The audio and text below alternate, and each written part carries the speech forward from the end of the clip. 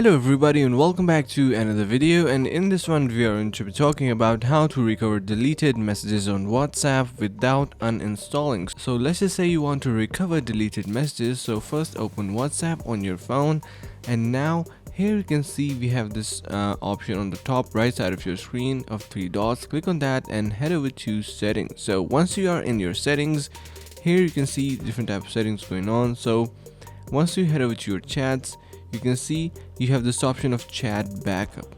Click on that, and now here we have this option of backup below Google Drive, which is set to never.